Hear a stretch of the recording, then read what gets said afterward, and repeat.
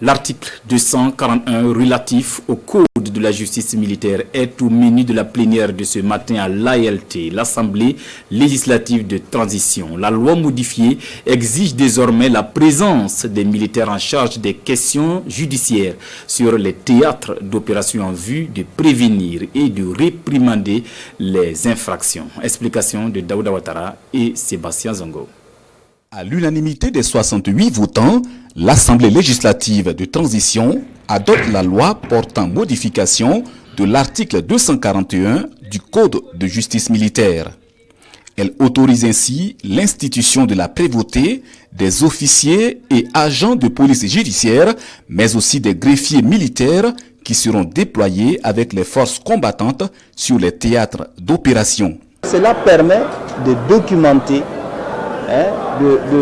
documenter les types d'infractions qui sont les infractions qui sont commises et donc de permettre la judiciarisation des théâtres des opérations, de protéger les militaires ou les personnels des forces de défense et des forces armées nationales qui opèrent sur le terrain, de protéger également les civils.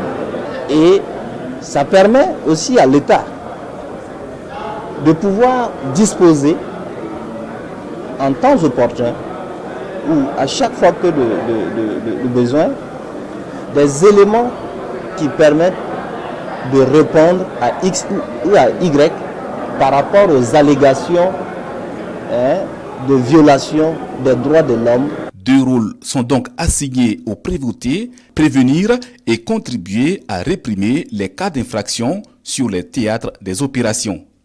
Essentiellement, ce qui va concerner maintenant, c'est surtout la sensibilisation.